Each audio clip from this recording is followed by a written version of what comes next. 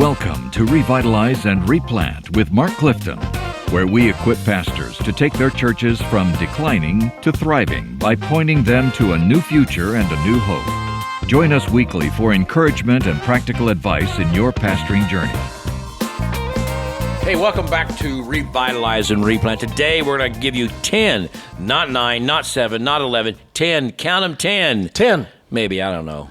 Maybe I think 9. 10's a good number. 10's a good number. Yeah. We're going to give you 10 ways to deal with mean people in your church. Mean, cranky, cantankerous, difficult people in your church. And I'm not talking about your wife. I'm talking about other church members. Is this you think this is a common theme? Here's the truth. We all deal with this. What? We all deal with this. We think everybody deals with mean, cantankerous. My name is Mark Clifton. And this is Mark Hallock. Hey, what's up, bud? And Mark Clifton and Mark Hallock both have a lot of cold going on. We sort of have this cold and flu cold thing. allergy. Cold allergy. So this is going to be a really difficult podcast for you to listen to.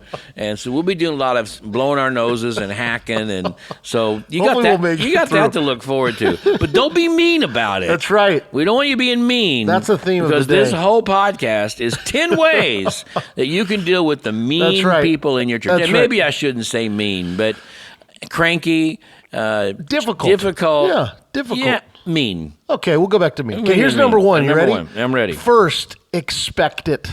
Isn't that the truth? Expect it. We just sometimes, it comes as a total surprise that somebody just gets cantankerous with us, gets cross with us, says something because they love Jesus. Do people really, how do Christians And act I'm like their this? pastor, Yeah. and do they know what I'm going through, and do they know how hard this work can be, and how I really am trying to do my best, and they come up and and you do something well-intended, right? Something you really think is going to be good for the church and good for them, and they come and they just absolutely tear into you. Yeah. And sometimes they do it in front of other people. And so just expect it. You got to expect it. And you expect it. This is where, again, our theology of sin shouldn't shock us, right? No, it really shouldn't. We're all in the process of being sanctified. And I think especially when I was young in ministry, I'll tell you this, it did shock me. It was like, man, I thought people in the church would be a lot nicer to each other. But I think as we recognize, man, we're all in process, we're all sinners.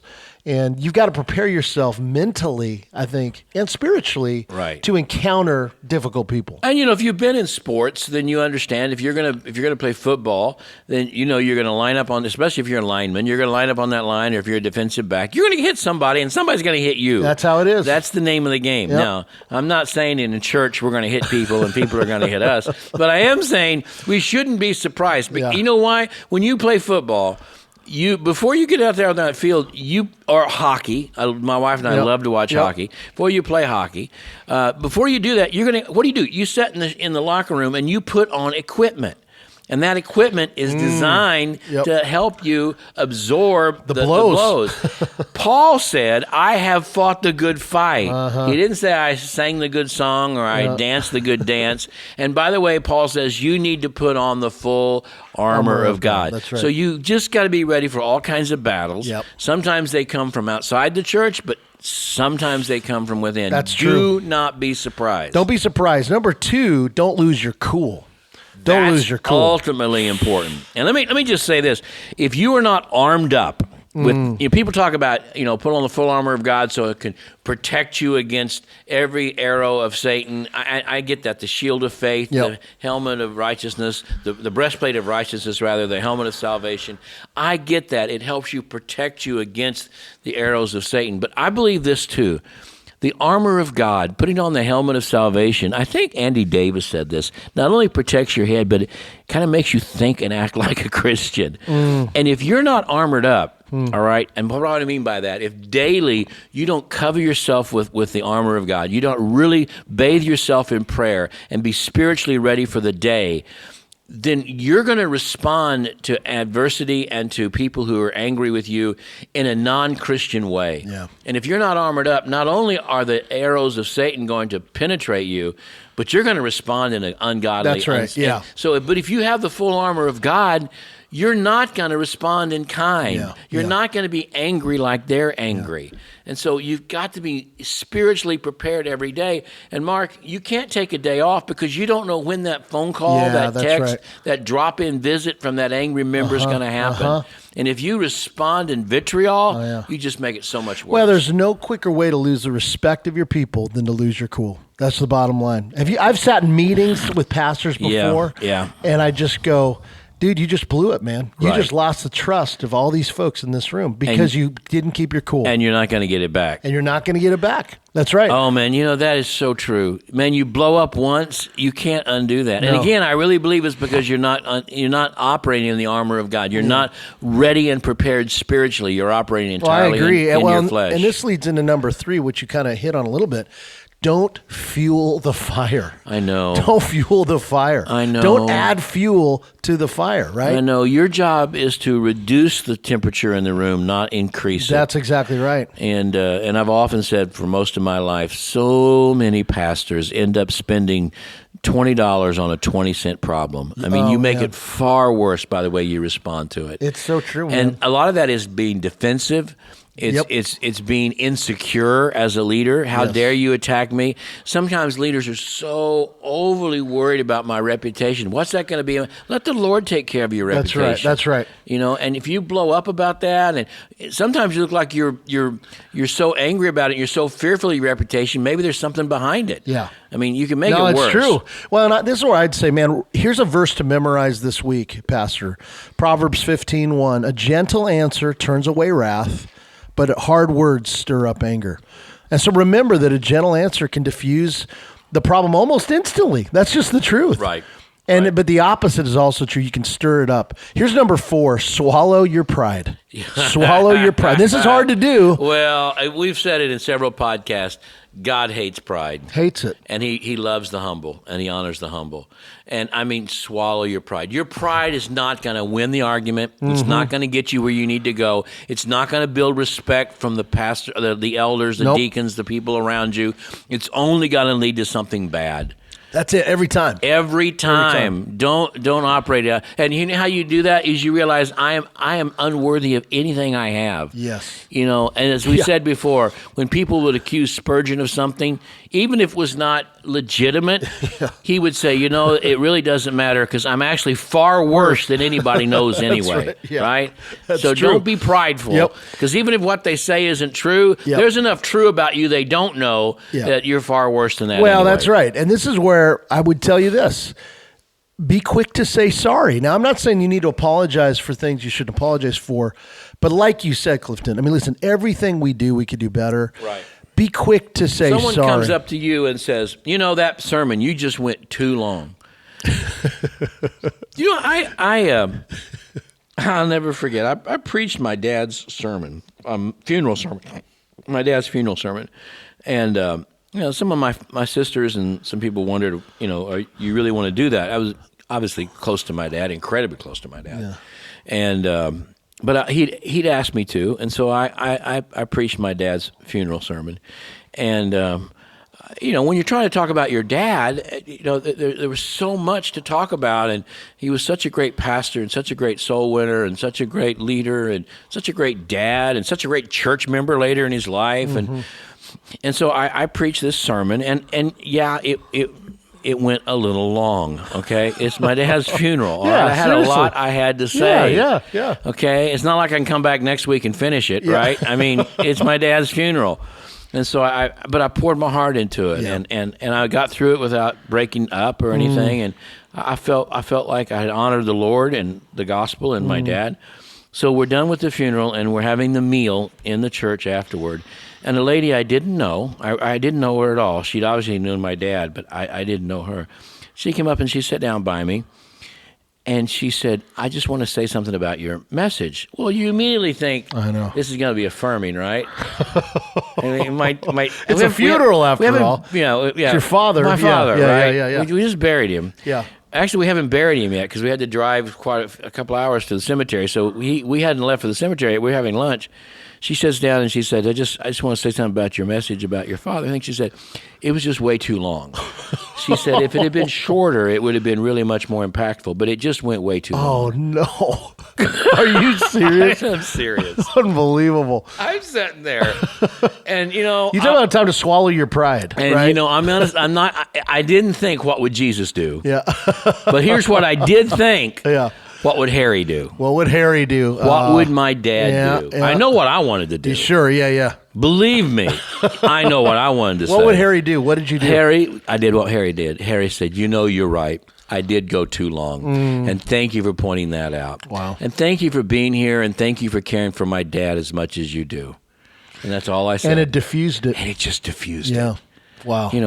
And I honestly, I thought that's how my dad would have That's how handled he'd do that. it. Yep. And that's the way to handle that. That's so good. That's a great story. Okay, listen, number 5. This is great. Yeah. Play the happy ignorance card. So in other words, if someone says something that might seem critical, right, or inconsiderate, there's times where the best thing you can do is, quite frankly, just kind of shrug off the critique rather than making a big deal out of it. Right. Right? Especially for folks who are overly critical just constantly. It's because we want to be thoughtful, we want to be teachable. Right. But we're all going to have folks, it doesn't matter what you do. Doesn't matter. They're going to critique you regularly. Exactly. And so what do? Sometimes play the happy ignorance card. What I used to say is sometimes if you magnify their angst toward you, you are playing into their need for drama in life.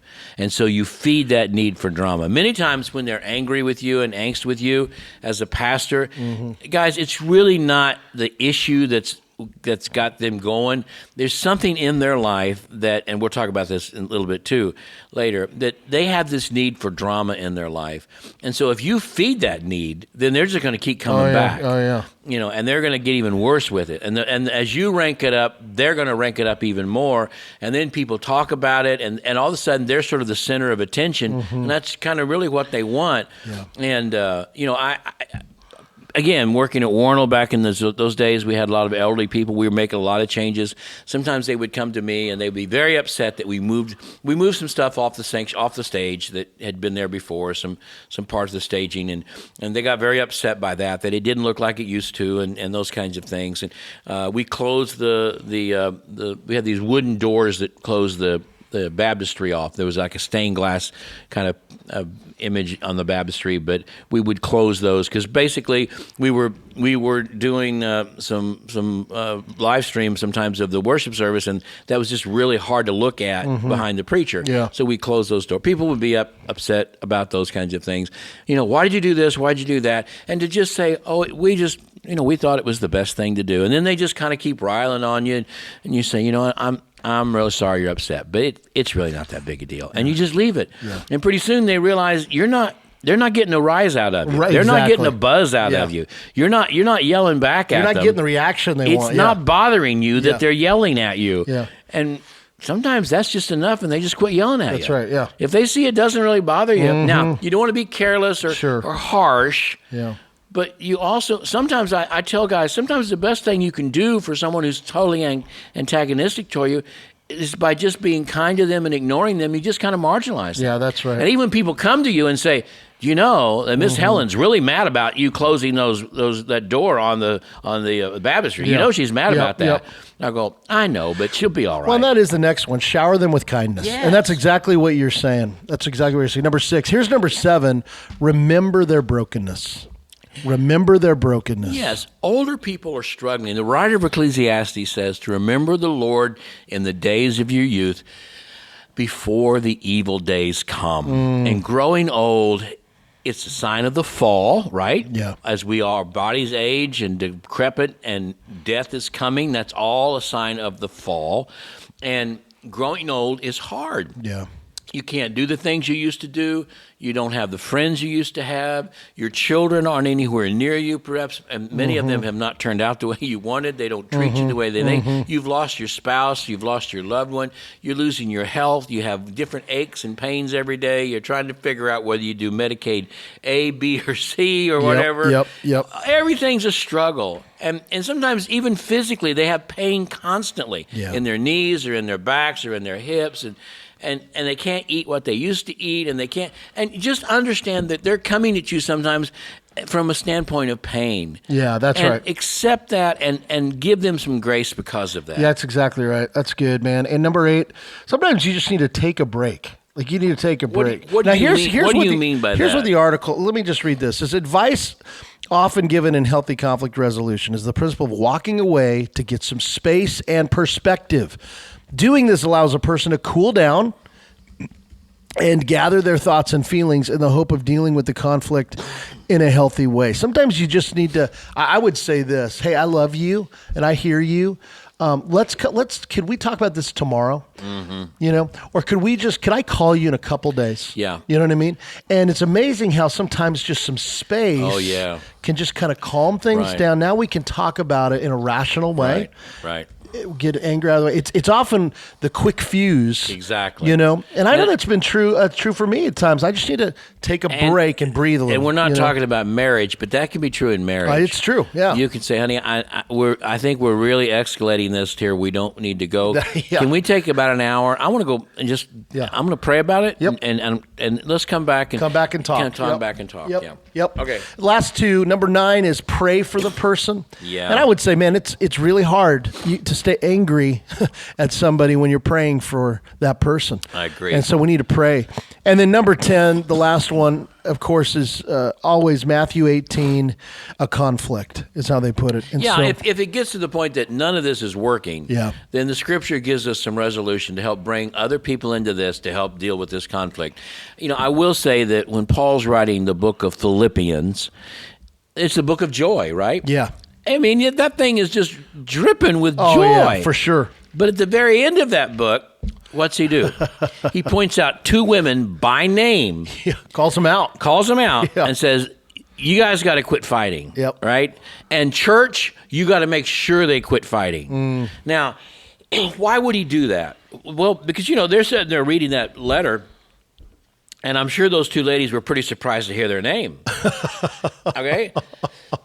And probably the others were probably surprised that he named their name. He named them, right. And it seems sort of out of character for this book on joy, this letter on joy. But Paul understood that disruption like that in the church would rob the church of its joy. It had to be dealt with. And I would imagine that these 2 had been trying to figure out how to work with each other, and it was just getting worse and worse. And Paul says about them, they are worthy people. They've helped me in the gospel. We need, and he said, they've got to quit fighting. And here's what I love about this, and our friend Trevin Wax pointed this out to me. Are you ready for this? What they were fighting about was not important and not theological. Because had it been important or theological, Paul would have picked a side. Wow. He would have said, this lady's right, this lady's wrong. He didn't even talk about that. He said, you're just fighting over things, so quit it. Man. And if you can't quit it, church, you need to help them quit it. Yep. So I think what we're talking about here is Matthew 18. Don't let it go on. If you've done these 10 things we've talked about and you still are at this impasse, then you've got to do Matthew 18. Bring other people in. It's great, man. And that even comes to church discipline. That's so good. But you don't start with church discipline. You start with these things we talked about. That's right. Yeah. Don't be the guy who makes church discipline a hobby. Or that you even enjoy it. That's right. Well, that's what I mean. It's like some guys love it. Some guys play pickleball. Others get excited about church discipline. All right. Yeah, don't be that guy. Say, go to this, look at these 10 things, help you over. Next time somebody tells you preach too long at your dad's funeral, go to these 10 things. All right? Thanks. Thanks for joining us today on Revitalize and Replant. This podcast is brought to you by the North American Mission Board, where we help dying or struggling churches regain health for the glory of God and the good of their communities. If you found this conversation helpful, don't forget to subscribe to the podcast on your favorite platform. To learn more about becoming a replanting pastor or to explore resources about revitalization for your own church, visit churchreplanters.com.